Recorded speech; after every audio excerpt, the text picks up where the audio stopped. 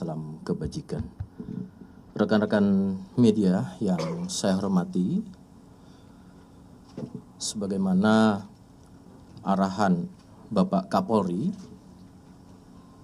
yang telah menginstruksikan kepada Kadif Propam Polri sejak awal dan sampai dengan terakhir kemarin sekira hari Sabtu, bahwasannya Bapak Kapolri telah memberikan atensi khusus terkait dengan permasalahan dengan korban saudara kita almarhum saudara Afan,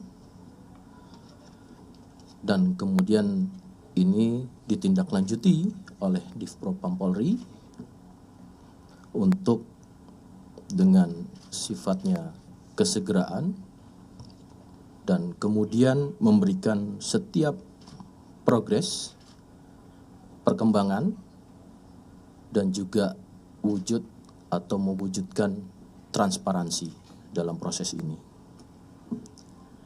Untuk itu, saya saat ini bersama dengan Kepala Biro Pertanggungjawaban Profesi Kepolisian, Divpropam Polri, maka dalam hal ini secara perkembangan dan mewujudkan transparansi yang dimaksud akan disampaikan oleh beliau. Tentu ini juga menjadi bagian yang dimintakan oleh keluarga saudara kita almarhum Afan, ayahanda dan keluarga besar seluruhnya, bahkan juga masyarakat, untuk dapat atau bisa memberikan suatu rasa keadilan kepada keluarga korban terkhususkan. Maka dari itu, kami persilakan kepada Bapak Kepala Biro Pertanggungjawaban Profesi Kepolisian untuk menyampaikan progres terkait dengan korban saudara almarhum Afan. Kami persilakan.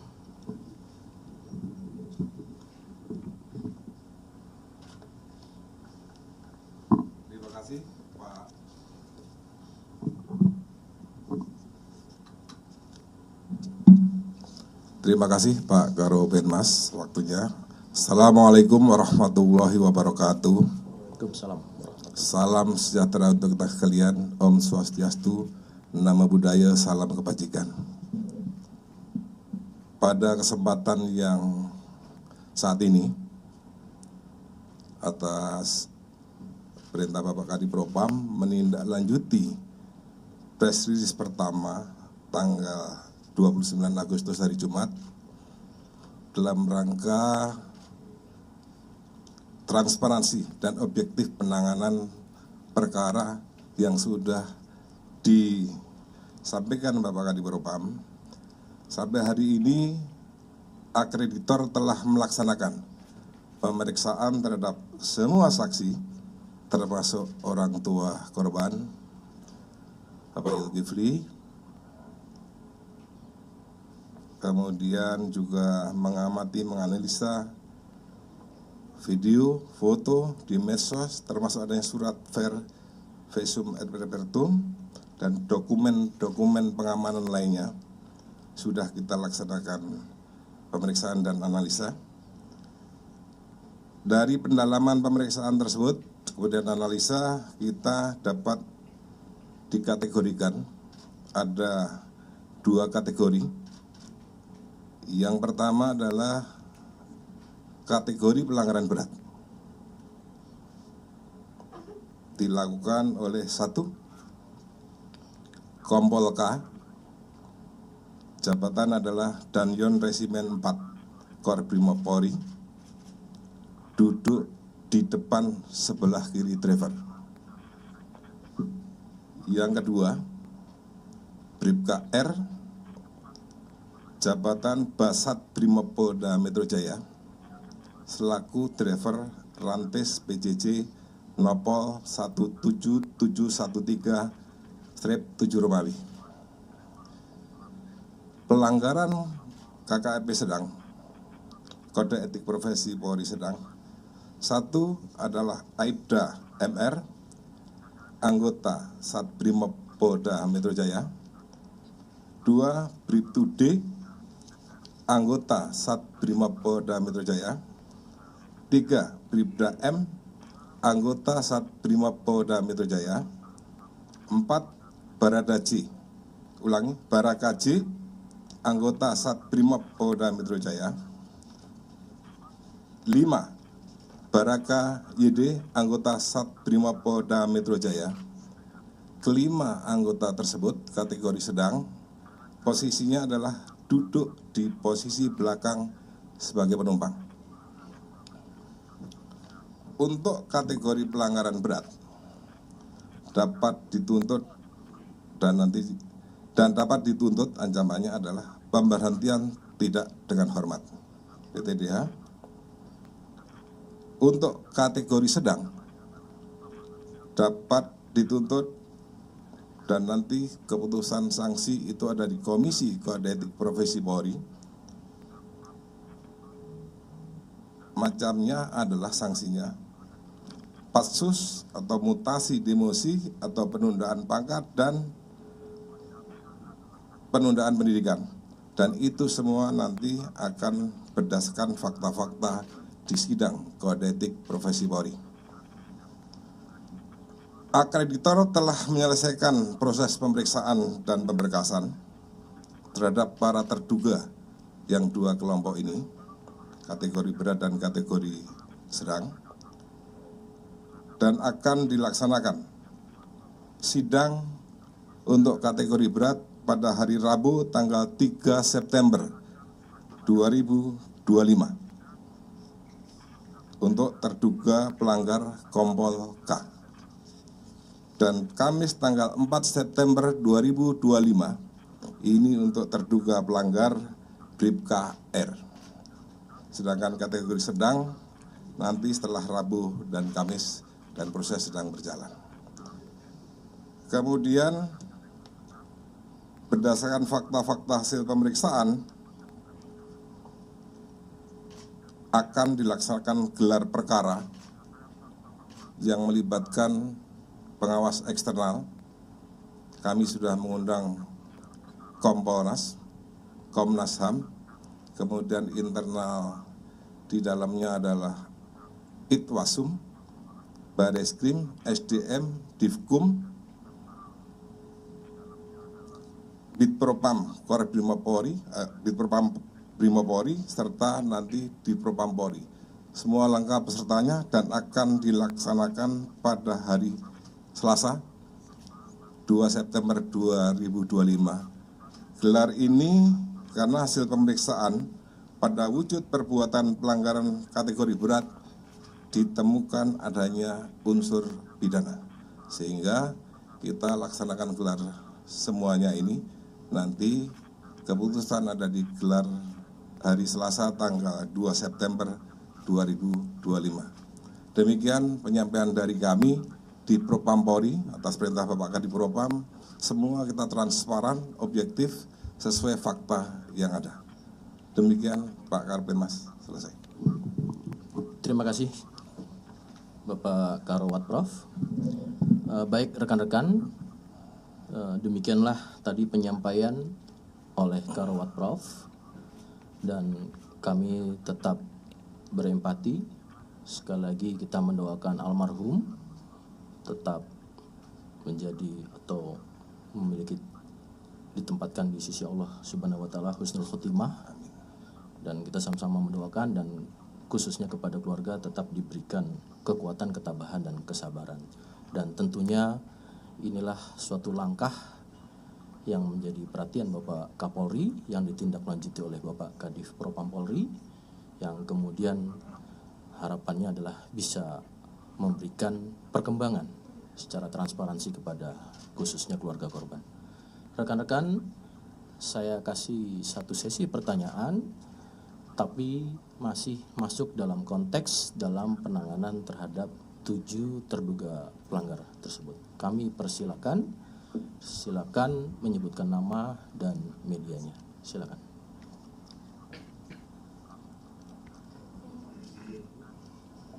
Dari ya, silakan. 1, 2, 3. Baik.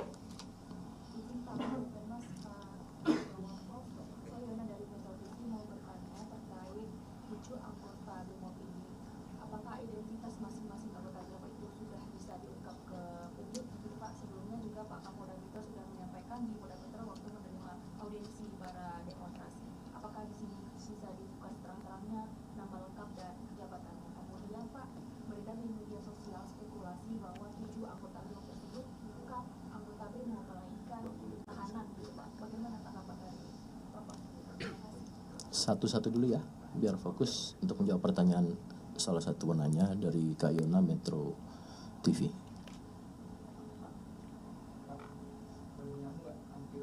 Oh ya, silakan kalau masih ada konteks yang sama.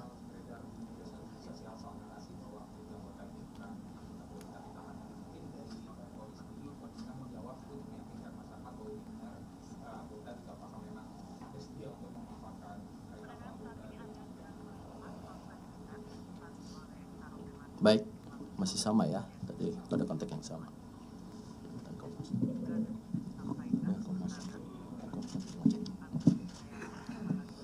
Baik, terima kasih atas pertanyaannya.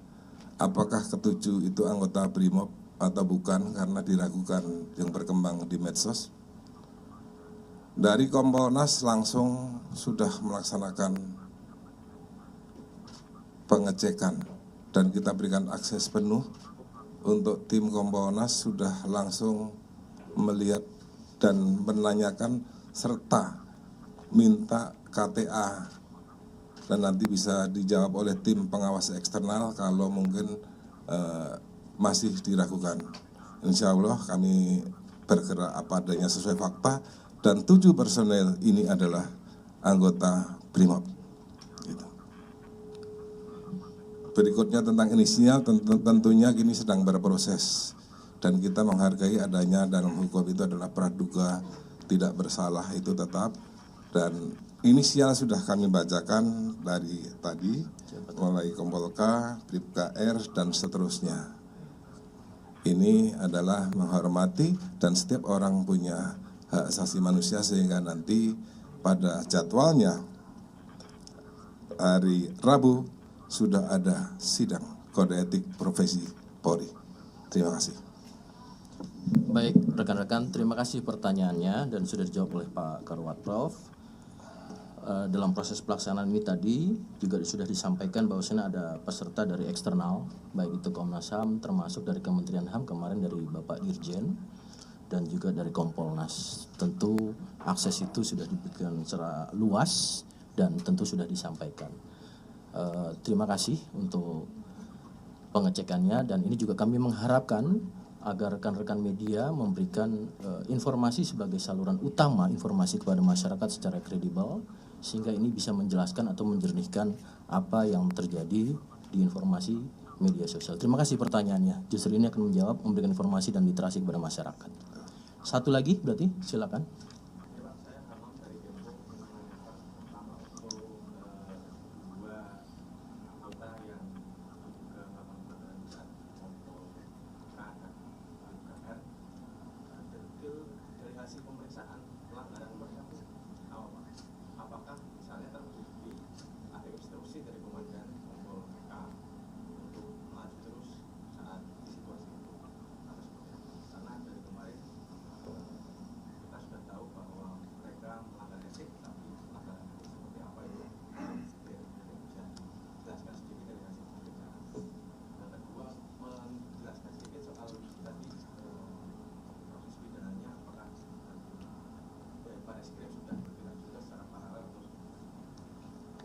Terima kasih. Dua pertanyaan yang saya tangkap di sini.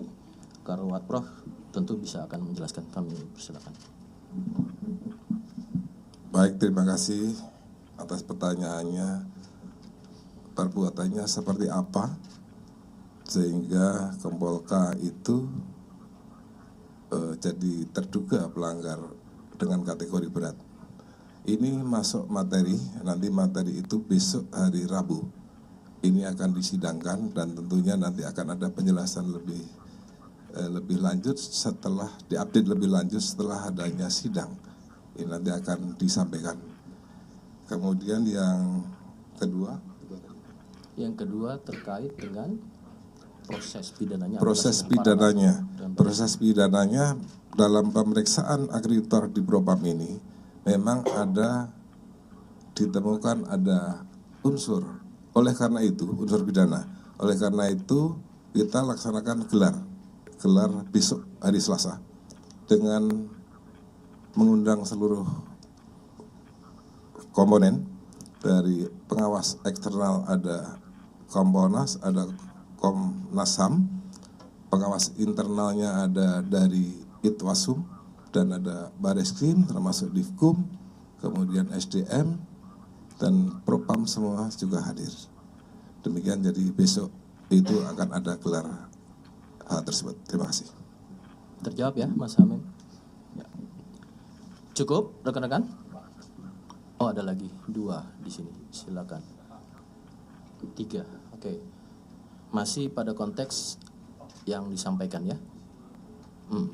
Silakan. Silakan.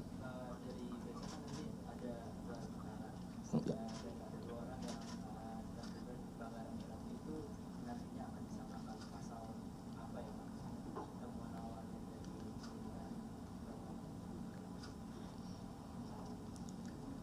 Tadi Pak Karwat Prof menyampaikan proses untuk penentuan pasal dan perbuatan yang dilakukan ini akan melalui proses gelar perkara esok hari.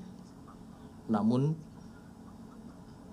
dugaan sementara ditemui adanya unsur pidana oleh Propam, sehingga kita sama-sama menunggu untuk besok. Tentu apa yang ditemukan oleh Divpropam, Karwat Prof, akreditor, ini akan disampaikan dalam proses gelar perkara. Itu saya rasa yang tadi sudah dijelaskan juga oleh Karwat Prof. Yang pelaksananya besok tanggal 2 September 2025 ya. Sesuai arahan Presiden, Polri diminta untuk menjaga rasa aman masyarakat. Terkait apa ini kan ada huru-hara di Batak Penjarahan. Bagaimana sih Pak SOP di lapangan? Karena kan kalau kami lihat itu teman-teman dibekali oleh senapan serbu senapan serbu sama flashball. Itu kami mau penjelasannya mungkin SOP-nya seperti apa ketika menghadapi kerusuhan, apakah harus tahap-tahapannya. Ini di luar konteks ya? Ya, Pak. Oke, berarti konteksnya udah berbeda ya dengan yang ini ya. Baik rekan-rekan, pertama saya perlu menyampaikan sekaligus untuk mensosialisasikan dulu ya. Ada pertanyaan terkait dengan perkembangan situasi terkini, termasuk landasan-landasan dalam mengatasi kegiatan masyarakat. Yang pertama, mendasari pada Undang-Undang Nomor 9 Tahun 1998. Ini merupakan Undang-Undang Republik Indonesia tentang kemerdekaan menyampaikan pendapat di muka umum. Bahwasannya di sini juga sebagai pertimbangan kemerdekaan menyampaikan pendapat di muka umum adalah hak asasi manusia yang dijamin oleh Undang-Undang Dasar 1945 dan Deklarasi Universal Hak-Hak Asasi Manusia. Hak menyampaikan pendapat di muka umum secara bertanggung jawab sesuai dengan ketentuan peraturan perundang-undangan yang berlaku. Kemudian, teman-teman ini sebagai sosialisasi juga ya. Setiap warga negara secara perorangan atau kelompok ini merupakan wujud daripada hak tadi. Maka penyampaian pendapat di muka umum dilaksanakan sesuai dengan ketentuan undang-undang ini atau Undang-Undang Republik Indonesia Nomor 9 Tahun 98 pada pasal 2 termaktub di situ. Kemudian adapun tujuan daripada undang-undang ini adalah mewujudkan kebebasan yang bertanggung jawab. Kedua, ini pada pasal 4 ya termaktub, mewujudkan perlindungan hukum yang konsisten dan berkesinambungan dalam menjamin kemerdekaan menyampaikan pendapat, kemudian mewujudkan iklim yang kondusif bagi berkembangnya partisipasi dan kreativitas setiap warga negara sebagai perwujudan hak dan tanggung jawab dalam berkehidupan demokrasi. Yang selanjutnya adalah menempatkan tanggung jawab sosial dalam kehidupan bermasyarakat, berbangsa dan bernegara tanpa mengabaikan kepentingan perorangan atau kelompok. Maka di sini adalah hak dan kewajiban di mana hak daripada konstitusi seluruh masyarakat untuk mengeluarkan pikiran secara bebas, memperoleh perlindungan hukum. Terkait dengan pasal 6 juga memiliki berkewajiban atau kewajiban yang bertanggung jawab untuk menghormati hak-hak dan kebebasan orang lain, menghormati aturan-aturan moral yang diakui umum, menaati hukum dan ketentuan peraturan perundang-undangan yang berlaku, menjaga dan menghormati keamanan dan ketertiban umum, serta menjaga keutuhan, persatuan, dan kesatuan bangsa. Ini ada dalam pasal 6. Maka dari itu, salah satunya Polri dalam Undang-Undang Nomor 2 Tahun 2002 selaku pemelihara keamanan dan ketertiban masyarakat, penegakan hukum, pelindung dan pengayom masyarakat, di sini adalah aparatur pemerintah berkewajiban dan bertanggung jawab untuk salah satunya. Di Polri selain A. melindungi hak asasi manusia, menghargai azas legalitas, menghargai prinsip praduga tidak bersalah, dan menyelenggarakan pengamanan. Maka pasal 8-nya diatur masyarakat berhak berperan secara bertanggung jawab. Pada ketentuan penanganan, selain Undang-Undang Nomor 2 Tahun 2002, juga diatur dalam Perkap Nomor 16 Tahun 2006. Juga ada Perkap Nomor 1 Tahun 2009 dan Protap Nomor 1 Nomor 1 Tahun 2010. Nah, ini juga perlu kami sampaikan sebagai informasi dan literasi pada masyarakat. Perkap Nomor 16 Tahun 2006 adalah tentang pedoman pengendalian massa. Langkah-langkah yang dilakukan oleh Polri ada 3. Pertama adalah preemptif, kemudian preventif, dan juga penegakan hukum, sebagaimana diamanahkan dalam Undang-Undang Nomor 2. Kemudian juga ada Perkap Nomor 1 Tahun 2009 tadi, yaitu adalah tentang penggunaan kekuatan dalam tingkatan kepolisian yang tadi mungkin ditanyakan ya. Dalam hal ini perlu kami sampaikan, Perkap Nomor 1 Tahun 2009 ini ada azas-azas yang harus dilakukan dalam penggunaan kekuatan Polri. Yang pertama adalah azas legalitas, di mana azas legalitas adalah sesuai hukum dan kewenangan yang diberikan. Dan kemudian kedua adalah azas nesesitas, di mana azas nesesitas adalah azas urgensi atau keperluan yang hanya dilakukan bila benar-benar diperlukan. Yang ketiga adalah azas proporsionalitas, seimbang antara ancaman dan tindakan. Dan keempat adalah akurat atau tepat sasaran. Kemudian kelima adalah kewajiban umum hanya untuk tugas resmi kepolisian. Dan keenam adalah akuntabilitas. Tentu ini adalah suatu pertanggungjawaban yang dapat dipertanggungjawabkan dan tentu melalui mekanisme pengawasan yang berlaku. Jadi rekan-rekan, terkait hal ini tentu dalam proses yang telah berlangsung, sebagaimana yang sudah disampaikan oleh Pak Kapolri, bahwasanya tentang tindakan-tindakan yang bersifat akan melakukan tindakan tegas secara terukur, tentu tetap mengacu kepada undang-undang. Namun ada langkah-langkah yang tadi kami sampaikan, ada preemptif, preventif, dan tentu penegakan hukum. Artinya semua langkah-langkah ini tujuannya adalah untuk menjaga kehidupan bermasyarakat, berbangsa dan bernegara dalam kepentingan seluruh ketertiban masyarakat Indonesia dan tentunya mengacu pada azas-azas tersebut. Itu yang bisa kami sampaikan sebagai juga ini landasan yang akan menjadi sosialisasi kepada masyarakat. Itu saja. Terima kasih.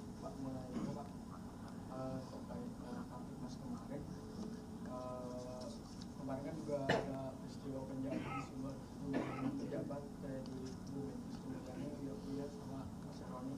Nah sebenarnya ini untuk pengamanan dari rumah pejabat-pejabat ini kayak gimana sih Pak? Kok masih bisa kecolongan jika tidak ada pengamanan? Hal ini telah dilakukan inventarisasi ya oleh Polda-Polda dan kemudian konsolidasi dan tentunya secara perkembangan nanti kita lihat dari hasil perkembangannya ya. Itu dulu bisa kami jawab sementara ini. Terkait dengan unjuk rasa memang bukan terjadi di Jakarta tapi ada juga di Yogyakarta. Nah, ada mahasiswa Amikom yang ditemukan dalam keadaan meninggal dan penuh diduga adanya keterlibatan dianiaya oleh polisi. Nah, ada tanggapan atau mungkin penelusuran terkait dengan itu? Ya tadi dalam proses inventarisasi dan kemudian konsolidasi termasuk kalau tidak salah itu di kejadian di Polda DIY ya. Pak Kapolda DIY sudah melakukan kegiatan tindakan penyelidikan dan juga mendatangi orang tua korban, memberikan perkembangan apa yang langkah-langkah akan dilakukan. Tentu itu nanti akan disampaikan lebih lanjut. Namun demikian proses itu sudah dilakukan penyelidikan oleh Polda. Termasuk beberapa hal lainnya kita tentu melakukan konsolidasi dan kemudian melihat dari apa kejadian-kejadian ini dan kita tunggu perkembangannya secara utuh ya. Nanti Polda-Polda juga secara akuntabilitas kan juga akan menyampaikan. Ya. Dari Polri sendiri, apakah situasi di Jakarta ini sekarang sudah kondusif? Ya. Terus kemarin kan beredar di sosial media juga bahwa masa ini punya grup WA gitu dan bergerak secara terorganisir ini. Polri sendiri itu menyelidiki nggak sih Pak siapa di balik grup WA tersebut atau siapa di balik aktor aksi kemarin? Dari mana Mas? Kumparan Pak. Terima kasih, pertanyaannya bagus. Apakah situasi saat ini kondusif? Rekan-rekan, mungkin rekan-rekan juga ikut turut serta sebagian melihat di khususnya DKI Jakarta ya. Di daerah Jakarta kemarin dari Polda Metro Jaya dan Kodam Jaya melakukan patroli skala besar. Dan kemudian kita bisa lihat saat ini dan merasakan tentunya langkah-langkah dari preemptif, tadi preventif, dan tentunya ada penegakan hukum ya. Ini juga dalam rangka tadi mewujudkan suatu rasa aman dan nyaman yang menjaga kehidupan sosial masyarakat maupun berbangsa dan bernegara secara nasional. Ini terus dilakukan. Artinya saat ini kondusif ya. Yang kembali bekerja saat ini juga beberapa sudah bekerja ya, tentu semuanya sudah bisa merasakan. Terkait pertanyaan kedua, semua dalam rangka proses untuk konsolidasi diantaranya adalah proses penegakan hukum. Tentu sekali lagi saya minta juga sekaligus mengimbau kepada masyarakat, jadikan informasi itu yang secara jernih dan kredibel, saluran utamanya hanya teman-teman media massa. Teman-teman wartawan dan jurnalis lah yang bisa menyampaikan dan bisa dijadikan suatu rujukan bahwasanya setiap informasi itu betul-betul harus disaring dulu ya. Kemudian lihat sumbernya. Nah, tentu teman-teman media yang bisa menjernihkan informasi-informasi yang berkembang, sehingga mari teman-teman media massa terdepan untuk memberikan sebagai saluran